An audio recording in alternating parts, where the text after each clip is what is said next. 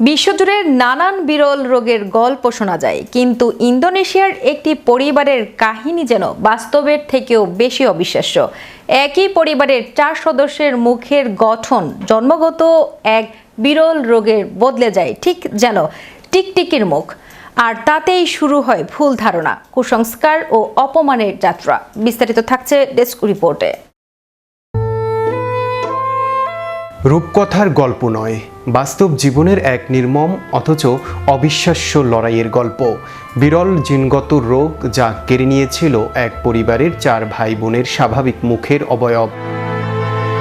কুসংস্কারে আচ্ছন্ন সমাজ তাদের আখ্যা দিয়েছিল অভিশপ্ত কিংবা টিকটিকির মতো। একঘরে করে দেয়া হয়েছিল সমাজ থেকে। গ্রামবাসীরা প্রথমে ভেবেছিলেন এ নাকি দুষ্ট আত্মার অভিশাপ। তবে সত্যি সামনে আসতেই বদলে যায় সব ধারণা। কিন্তু সব অবহেলা আর কটূক্তিকে বুড়ো আঙুল দেখিয়ে আজ তারা বিশ্বজুড়ে কোটি মানুষের কাছে আত্মবিশ্বাসের অনন্য নাম।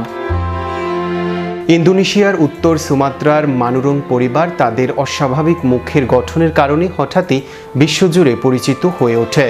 পরিবারের 6 ভাই বোনের মধ্যে 4 জনের চেহারা স্বাভাবিকের থেকে একদম আলাদা। চামড়া খুব নরম, মুখের হাড় গঠন ঠিকমতো হয় না, আর দাঁতের চারপাশের মাড়ি ধীরে ধীরে বড় হতে থাকে।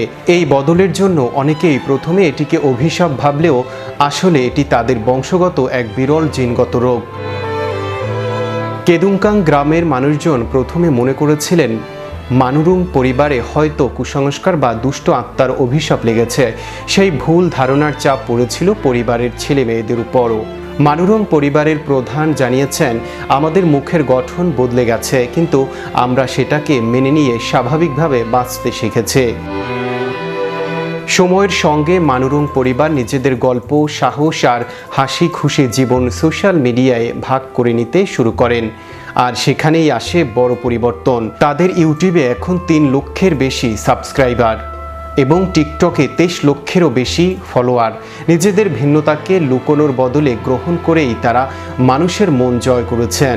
তাদের যাত্রা সবাইকে শেখায়, চেহারা নয়, আত্মবিশ্বাসী মানুষের আসল শক্তি। মানুরুং পরিবারের সংগ্রাম শুধু একটি বিরল রোগের বিরুদ্ধে নয়, সমাজের ভুল ধারণা ও কুসংস্কারের বিরুদ্ধেও।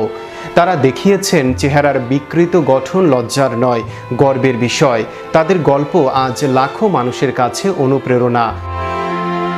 রিয়াদ শিকদার, ম্যাজিক বাংলা টিভি, বিনোদন ডেস্ক।